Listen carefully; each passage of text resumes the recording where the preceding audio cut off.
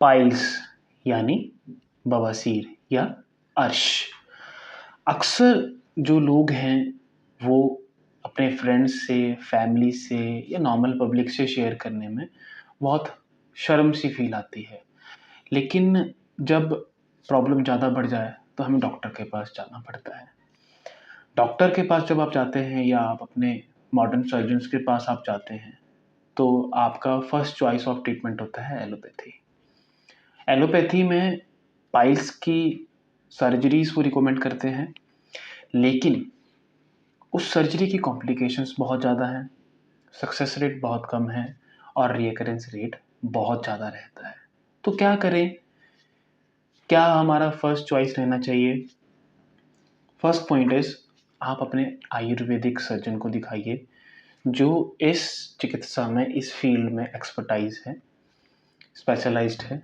दूसरी बात, जब पाइल्स या अर्श की बात करें, इसकी जो मेन निदान है, मेन इटोलॉजी है, उसका होने का रीज़न है नित्य आहार विहार, जिससे कॉन्स्टिपेशन हो जाता है, स्टेगनेंट लाइफस्टाइल है जिससे कब्ज हो जाती है। रिकरेंट कब्ज होने की वजह से जो आपके गुदा मार्ग की जो जितने भी मस्कुलर वहाँ का रीजन है, जितना भी अंदर का इंटरनल उसका रीजन है, वहाँ पे जो मल द्वार है उसमें जब कब्ज रहती है या जब कॉन्स्टिपेशन प्रॉब्लम ज़्यादा हो जाती है, जो मल है वो कठोर प्रॉपर्टीज़ में निकलता है और उसकी वजह से वहाँ पे हेमरॉइड प्लेक्सस नामक सर्कुलेशन रहता है।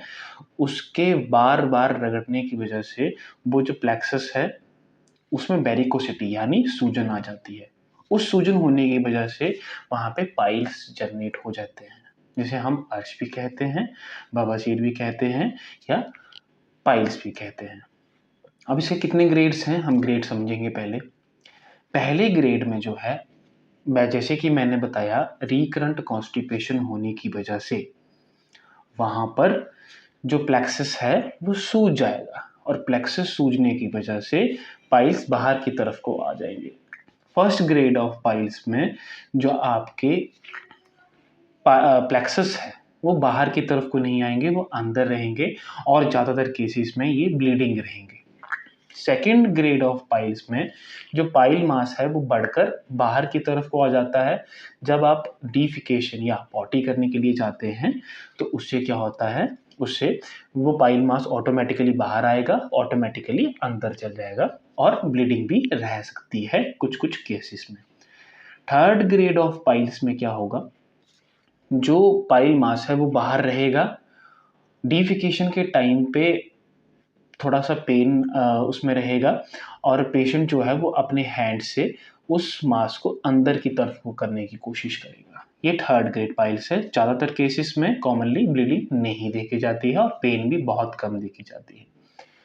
फोर्थ ग्रेड ऑफ पाइल्स में क्या होता है, जो मास है वो अंदर से बाहर की तरफ को तो होता ही होता है, जिसको हम कहते हैं एक्सटर्नो इंटरनल पाइल्स या इंटरनो एक्सटर्नल पाइल्स। उसको हम फॉल्स पाइल्स भी बोलते हैं क्योंकि उसमें सर्कुलेशन बहुत कम रहता है, वो बाहर लटके रहते हैं, पेन बिल्कुल नहीं रहता, नो ब्लीडिंग, बस वो बैठने और उठने में आपको दिक्कत प्रोवाइड करते हैं। इसका ट्रीटमेंट क्या है, मैनेजमेंट क्या है? First line of treatment Ayurveda क्यों है?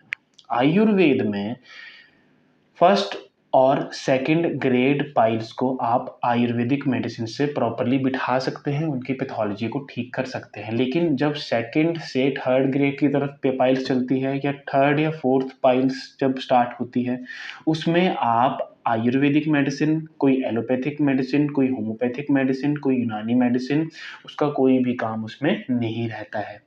क्योंकि जैसे कि मैंने बताया, वहाँ पे प्लेक्सिस की पैथोलॉजी है, प्लेक्सिस की एनाटॉमी है।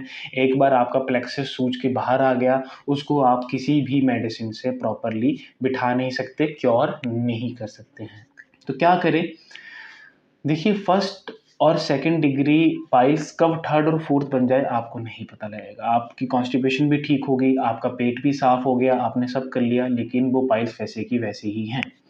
आयुर्वेद में क्षार सूत्र विधि यानी क्षार सूत्र सर्जरी है, जिसमें क्या होता है, हम क्षार सूत्र थ्रेड बांध देते हैं, पार्शियली हेमरॉइड जो है वो हम एक्साइज आउट कर देते हैं कुछ कुछ केसेस में, कुछ कुछ केसेस में रहने देते हैं। Within 7 to 8 days according to patient वो वहाँ पे कॉटराइजेशन करके, उस क्षार सूत्र का मतलब है उसमें क्षार है, उसमें कुछ औषधियाँ हैं, उसमें जो सर्जिकल थ्रेड है उसमें कुछ क्षार है, कोटेड है, जो कि आपके थ्रेड को वहाँ पे बांध कर जो पाइल्स है उसको थ्रोम्बाइज्ड कर देगा और 7 days में उसको झड़ा देगा।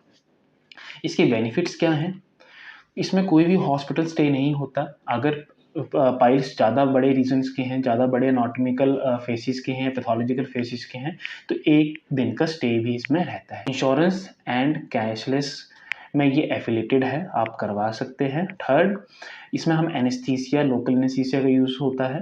पीठ में कोई भी टीका नहीं लगता है और आप इसमें 2-3 घंटे या 3 से 4 घंटे हॉस्पिटलाइज्ड रेस्ट करके उसके बाद आप अपना काम विद डाइट एंड लाइफस्टाइल के साथ जारी कर सकते हैं। सेफ है, टाइम टेस्टेड है, साइंटिफिक एंड क्लिनिकली प्रूवन है, सक्सेस रेट बहुत ज़्यादा है और कॉम्प्लिकेशन बहुत कम है।